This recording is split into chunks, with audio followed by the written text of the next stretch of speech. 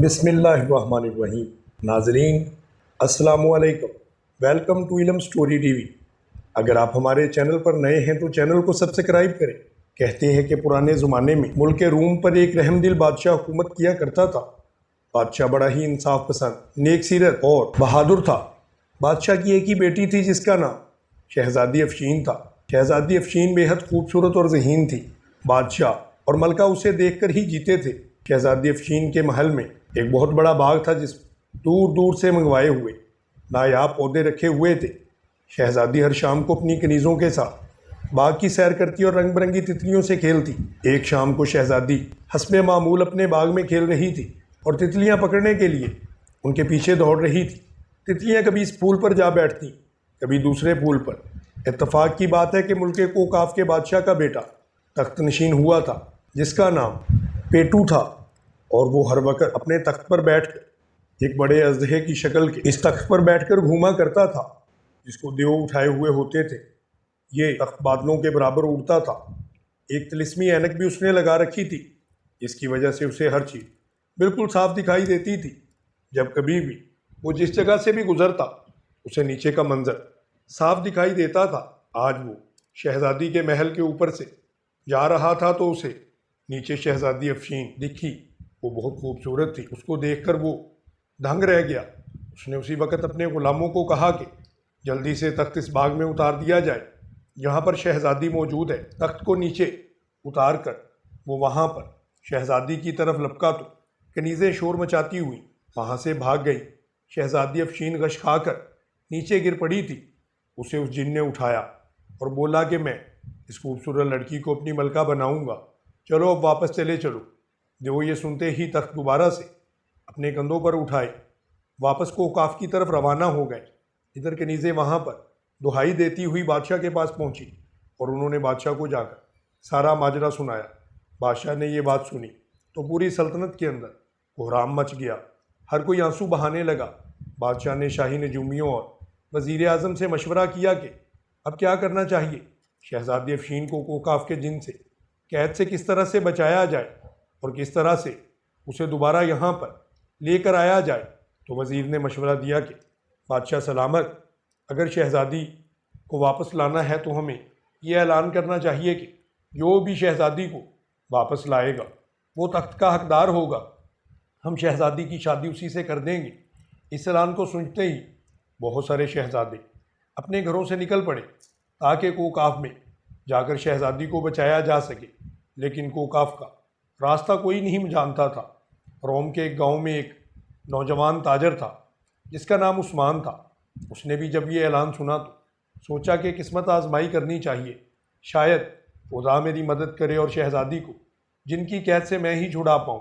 ये सोचकर उस्मान ने अपना सामाने सफ़र बांधा और घोड़े पर सवार होकर मशरक़ की तरफ रवाना हो गया। दोपहर के वक़्त उस्मान एक जंगल में पहुंचा और एक घने दरख्त के नीचे लेटकर सस्ताने लगा। अभी चंद मिनट ही गुजरे थे कि उसे आवाज़ सुनाई दी। वो इस आवाज़ को सुनकर चौंक पड़ा। उसने निगाह उठाकर देखा तो दरख्त की शाख पर एक चिड़िया बैठी थी और एक ख़तरनाक सांप उसके गिर्द लिपटा हुआ था। वो उसे डसना ही चाहता था। ताजर उस्मान को उस बेबस चिड़िया पर बड़ा ही रहम आया। उसने फौरी तौर पर उस चिड़िया को बचाने का सोचा। उसके जहन में एक तरकीब आई। उसने जल्दी से घोड़े की जीन से लटकती ढाल उतारी और ढाल शीशे की तरह चमकदार थी। उस्मान ने ढाल को ज़मीन पर इस तरह से रखा कि इसका रुख दरख्त पर बैठे हुए सांप की तरफ हो गया। ऐसे लगा कि जैसे कोई दूसरा सांप वहाँ पर आ गया हो। वो बड़े गज़बनाक अंदाज में अपने फन को फैलाकर वहीं पर फुंकारने लगा। ताजर उस्मान ने बड़ी फुर्ती के साथ कमान में तीर जोड़ा और अल्लाह का नाम लेकर अल्लाह के सहारे पर छोड़ दिया। तीर सीधा गया और सांप के लगा। सांप वहीं पर ढेर हो गया, मगर चिड़िया बच चुकी थी। उस्मान के सामने वो चिड़िया अब शक्ल बदलने लगी थी। पहले तो वो ज़रा सा खौफजदा हुआ, लेकिन फ़ौरन ही उसने अपने आप को संभाल लिया। अब वो चिड़िया एक परी की शक्ल इख्तियार कर चुकी थी। ए आदमजाद, तुम्हारा बहुत बहुत शुक्रिया, उस चिड़िया ने कहा। तुमने मेरी जान बचाई है। परियों की मलका की मैं ख़ास कनीज़ हूँ। आज चिड़िया बनकर मैं सैर को निकली थी कि सांप ने मुझे याद दबोचा। अगर तुम ना आते तो मैं मर जाती। उस्मान ने हंस के कहा कि ए परी, हर इंसान का फ़र्ज़ है कि वो जानवरों पर रहम करे और दूसरों की जान बचाए। परी खुश हुई। उसने कहा कि तुम बहुत अच्छे इंसान हो, बोलोगे मैं तुम्हारी किस किस्म की मदद कर सकती हूँ। जब उस्मान ने यह सुना तो उसने कहा कि मैं एक ताजर हूँ। मैं रोम की शहज़ादी अफशीन को एक जिन की कैद से आज़ाद कराने के लिए यहाँ पर आया हूँ और इसी सिलसिले में ओकाफ को जा रहा हूँ। जब उसकी बात परी ने सुनी तो उसने कहा कि तुम बेफिक्र हो जाओ, ये ज़्यादा मुश्किल काम नहीं है, मैं तुम्हें वहाँ पर पहुँचा सकती हूँ। लेकिन बहादुर लोगों के लिए ये काम बहुत ही आसान होता है। अगर ये काम मुश्किल भी हुआ तो मुझे यकीन है कि तुम रहमदिल हो, तुम आसानी के साथ इस काम को अपने लिए आसान बना सकते हो। उस्मान ने परी का शुक्रिया अदा किया। उसने अपना एक पर तोड़कर उसको दिया और कहा कि जब किसी मुश्किल में फंस जाओ तो इसे अपने बालों से रगड़ना, मैं तुम्हारी मदद को पहुंच जाऊंगी। के बाद परी वहां से चली गई। परी चली गई तो ताजर उस्मान ने परी से पूछे हुए रास्ते का रुख किया और वो उस तरफ को चल पड़ा जहां पर परी ने उसको हदायत दी थी और बताया था कि किस तरह से उसने किसी बौने के सवालों के जवाबात देने हैं और किस तरह से वहाँ पे कोकाफ में अपने आप को पहुँचाना है। उस्मान फौरी तौर पर वहाँ से रवाना हो गया। परी के बताए हुए रास्ते पर जब ताजर उस्मान पहुँचा तो उसे वहाँ पर एक बौना शहज़ादा नज़र आया। उसने कहा कि मैं आपकी मदद हासिल करना चाहता हूँ। बौने शहज़ादे ने कहा कि मैं हमेशा सिर्फ उन लोगों की मदद करता हूँ जो दूसरों के काम आते हैं। उस्मान ने कहा कि मैं हमेशा दूसरों के काम आता हूँ, बराए मेहरबानी आप मेरी मदद करें। मैंने किसी की जान बचानी है, इसलिए आप मुझे कोकाफ का रास्ता बताएं। अगर आप मुझे कोकाफ का रास्ता बता देंगे तो मैं वहाँ पर जाकर शहज़ादी की जान बचा सकता हूँ। उसकी बात को जब सुना तो बौने बादशाह ने कहा कि तुम किस तरह से शहज़ादी की जान बचाओगे। मान ने कहा कि मुझे ये तो नहीं पता कि मैं शहज़ादी की किस तरह से जान बचा सकता हूँ, लेकिन मेरा ख्याल है अगर मैं इस नेक काम के लिए यहाँ से चल पड़ूँ तो अल्लाह ताला मेरी मदद करेगा और मैं उस लाजमी तौर पर जान बचा पाऊँगा। अभी वो बातें कर ही रहे थे कि बौने ने कहा क्या तुम्हारे पास खाने के लिए कोई चीज़ है। ताजर उस्मान ने कहा कि हाँ, मेरे पास खाने की चीज़ है, लेकिन मैं ये तुम्हें उस वक़्त दूंगा जब तुम मुझे बताओगे कि किस तरह से मैं वोकाफ के अंदर पहुंच सकता हूं। बौने शहजादे ने कहा तुम मेरे खाने का इंतज़ाम करो, मैं तुम्हें बताऊंगा कि तुम किस तरह से वहां पे पहुंच सकते हो। ये बात सुनते ही ताजर ने कहा कि ये लो। उसने अपने घोड़े के साथ बंधी हुई जीन से चंद आम निकाले और बौने शहजादे को पेश कर दिए। बौने शहजादे ने आमों को देखा तो वो बहुत खुश हुआ। उसने कहा कि तुम मुझे भले आदमी महसूस होते हो, मुझे लगता है तुम शहजादी को ज़रूर बचा पाओगे। मेरी बात सुनो, यहाँ से तुमने सीधे जाना है। आगे जाकर सुरख पहाड़ों का एक बहुत बड़ा सिलसिला आएगा। सुरख पहाड़ों के इन सिलसिले के पीछे जाओगे, तुम्हें वहाँ पर एक आग की दीवार नज़र आएगी। उस आग की दीवार के सामने तुमने खड़े हो जाना है और वहाँ पर जाके कहना है कि मुझे जिन्नात शहनशाह इफ़रा साहब ने दावत पर बुलाया है। यूँ ही तुम ये अल्फाज कहोगे तो तुम्हारे लिए उस दीवार को वहाँ से हटा दिया जाएगा। फिर इसके बाद तुम्हारा काम है कि तुम किस तरह से वहाँ पर जाते हो और कोकाफ में जाकर शहजादी को किस तरह से बचाते हो। ये बात सुनी तो ताजर उस्मान ने उस बौने शहजादे का शुक्रिया अदा किया और वहाँ से रवाना हो गया। वो तेज़ रफ्तारी से अपने घोड़े को दौड़ाता हुआ उस तरफ जा रहा था जिस तरफ का पता उसे बौने शहजादे ने बताया था। वो बहुत आगे निकल गया। यूं ही वो सफ़र करता करता बहुत आगे आया तो उसे पहाड़ी सिलसिला नज़र आने लगा। उसने अपने सफ़र को जारी रखा। रात को उसने जंगल के अंदर एक गार में क़याम किया और वहीं पर रात गुजार दी। सुबह उठने के बाद उसने अपने सफ़र को दोबारा से शुरू कर दिया और चलते चलते वो पहाड़ी सिलसिला अबूर कर गया जिसका बौने बादशाह ने उसको बताया था। यूं ही उसने पहाड़ी सिलसिला अबूर किया तो उसे वहाँ पर एक बहुत बड़ी आग की दीवार नज़र आई जो आसमानों से बातें कर रही थी। उसने आग की उस दीवार के करीब जाकर अपने घोड़े को एक दरख्त से बांध दिया और वहाँ पर जाकर बुलंद आवाज़ में कहा कि मुझे जिन्नात के शहनशाह इफ़रा साहब ने बुलाया है। उसने कहा है कि वो मेरी मेहमान नवाजी करेगा। अभी उसने कहा ही था कि फौरी तौर पर दीवार का एक हिस्सा साइड पे हो गया और वहाँ से रास्ता नमूदार हुआ। वो अपने घोड़े को वहीं छोड़कर फौरी तौर पर दीवार के उस पार चला गया। दीवार में जब वो दूसरी तरफ गया तो उसने देखा कि ये बहुत ही खूबसूरत इलाका है। हर तरफ रंगारंग के बाग खिले हुए हैं, बागों में फूल हैं, फल लगे हुए हैं, लेकिन उसने किसी फल को देखा तक नहीं। वो फौरी तौर पर वहाँ पर जाकर पेटूजिन से शहजादी अफसीन को छुड़ाना चाहता था। उसने आगे बढ़ना शुरू कर दिया। यूं यूं वो आगे बढ़ता गया, अजीबो गरीब किस्म के कमरे उसे दिखाई दिए, लेकिन वो सब खाली पड़े हुए थे। वहाँ पर कोई आदमी भी नज़र नहीं आ रहा था। वो चलता गया। अचानक जाकर वो एक बाग के अंदर बैठ गया, जहाँ पर इर्द गिर्द बहुत सारे फूलों के पौधे थे। वो फूलों में छुप के बैठ गया ताकि देखे कि कौन यहाँ पर आता जाता है। अभी बैठे उसे थोड़ा अरसा ही गुजरा था। उसने देखा कि एक तरफ से एक बहुत बड़ा तख्त, जो एक अजहे की मानत दिखाई दे रहा था, उड़ता हुआ नीचे उतरा है। उसके चारों तरफ से 4 देवों ने उसको उठाया हुआ था और उस तख्त के ऊपर एक जिन बैठा हुआ था, जिसका पेट बहुत बड़ा था। यही पेटू जिन था जिसने शहजादी अफशीन को कैद किया था। यूं ही ताजर उस्मान की नज़र पेटू जिन पर पड़ी तो उसने चुप करके वहाँ पर यह देखना शुरू कर दिया कि वो कहाँ पर जाता है। वो वहीं पर बैठा रहा, वहाँ से हिला नहीं। जिन शहजादे के नीचे उतर जाने के बाद वो देव उस तख्त को लेकर वहाँ से चले गए। आहिस्ता आहिस्ता ताजर उस्मान उसके पीछे जाने लगा। उसने देखा कि वो लगातार कमरों को अबूर कर रहा है। इसके बाद वो महल के अकबी हिस्से में दाखिल हो गया। वहाँ पर बहुत सारे कमरे थे। शहजादा कमरे के अंदर दाखिल हुआ, उसके पीछे ताजर भी गया।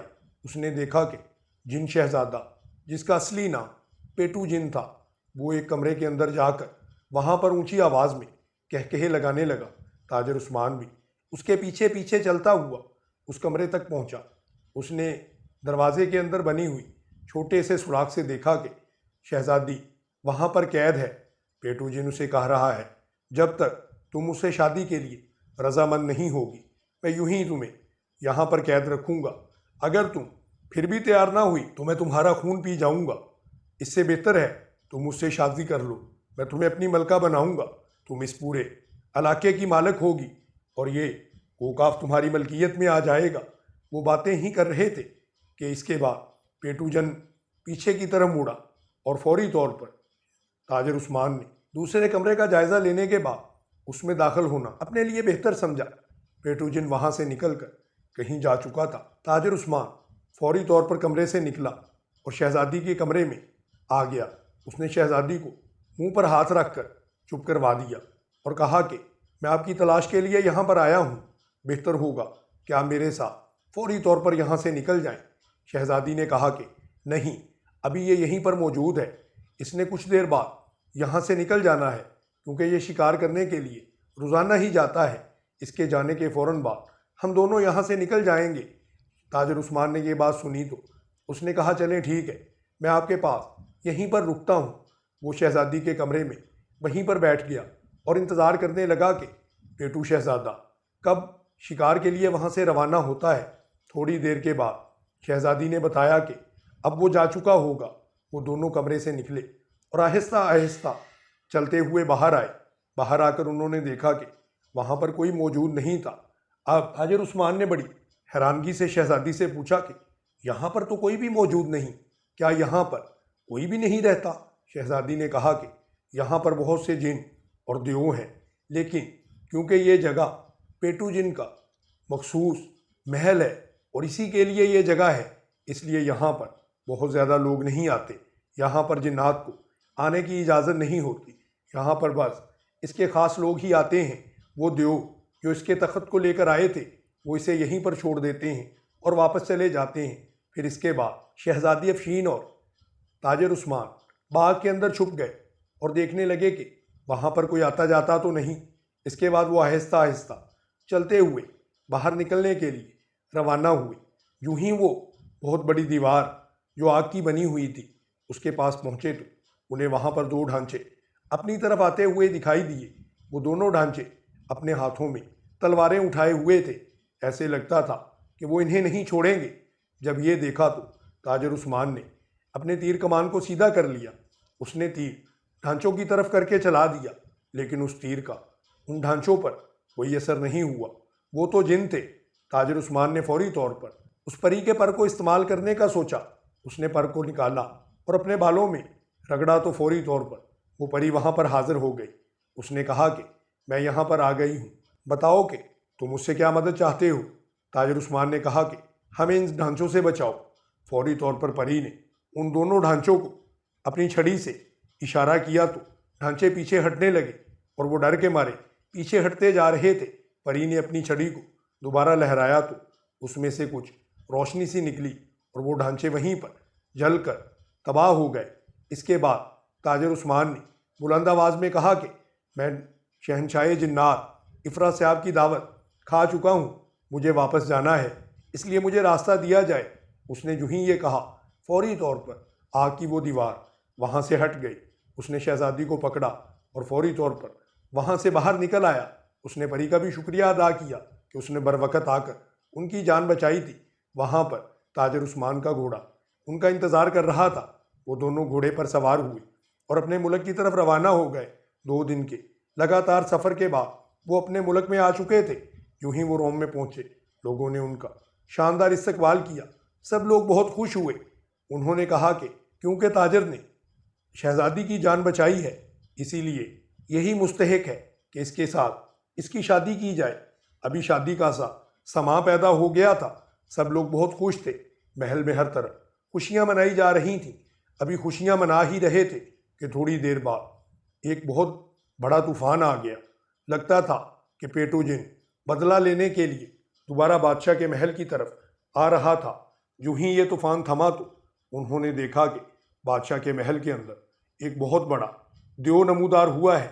ये वही पेटूजिन था जिसके पास शहजादी कैद थी।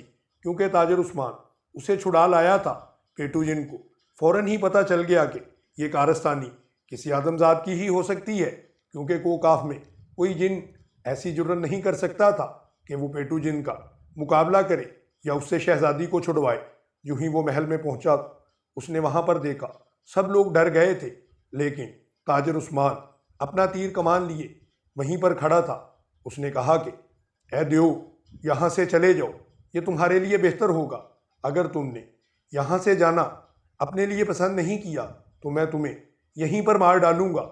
यूं ही ये बात ताजिर उस्मान के मुंह से निकली तो एक तरफ खड़े हुए वजीर को उस देव ने अपने हाथ में उठा लिया और उसे दीवार से दे मारा और कहा कि देखना तुम सब लोगों का मैं क्या अंजाम करता हूँ, तुम में से कोई मेरे हाथ से नहीं बच सकेगा।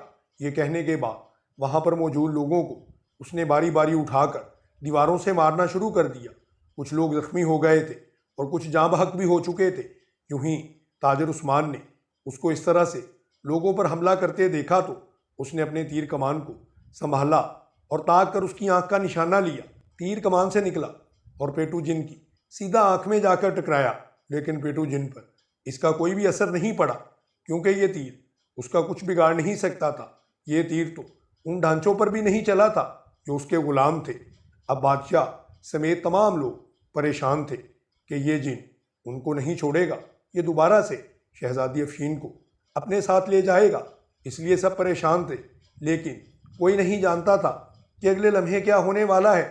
ताजिर उस्मान ने अपने हाथ में पहनी हुई अंगूठी का रुख जो ही उस देव की तरफ किया तो उस अंगूठी में से सुर्ख रंग की शुआएं निकली। वो शुआएं आहिस्ता आहिस्ता उस देव के गिर्द घेरा डालती जा रही थी। फिर ऐसा वक़्त आया कि वो शुआएं जो थी वो एक लोहे की जंजीर बन गई, जिस तरह से आग की जंजीर होती है, और वो उसके गिर्द इस तरह से बल डाले हुई थी कि देव उसमें से निकल नहीं सकता था। इसके बाद शहजादे ने अंगूठी से यूं ही झटका दिया तो फौरी तौर पर जिन उन शुआओं के अंदर कैद बुरी तरह से झटके खाने लगा।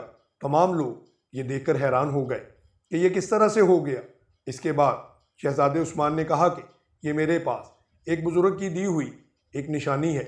उन्होंने कहा था इसे सिर्फ उस वक्त इस्तेमाल करना है जब तुम इंतहाई मुसीबत में होगे, इसलिए मैंने इसको कभी इस्तेमाल नहीं किया था। आज पहली मर्तबा मैंने इस अंगूठी को इस्तेमाल किया है। इसी वजह से ये जिन मेरे इशारे पर जंजीरों के अंदर कैद हो चुका है। उसके बाद उसने अंगूठी को कहा कि मुझे इस जिन से छुटकारा चाहिए। फौरी तौर पर पेटू जिनके गिर्द लिपटी हुई आग की जंजीरें तंग होना शुरू हो गईं और उसके पूरे जिस्म में आग लग गई। चंद मिनटों के बाद उसका वजूद आग में जलकर तबाह हो चुका था। सब दरबारी खुश थे, हर तरफ खुशी फैल गई। उसी रात बादशाह ने शहजादी की ताजर के साथ शादी कर दी। अब वो ताजर नहीं रहा था बल्कि मुल्क रोम का बादशाह बन चुका था और शहजादी के साथ हंसी खुशी जिंदगी गुजारने लगा। दोस्तों, अगर आपको हमारी वीडियो पसंद आई हो तो हमारी वीडियो को लाइक करें, हमारे चैनल इलम स्टोरी टीवी को सब्सक्राइब करें और बेल आइकॉन को भी दबा दें ताकि हमारी हर नई आने वाली वीडियो की अपडेट आपको मौसूल होती रहे। जज़ाकल्लाह।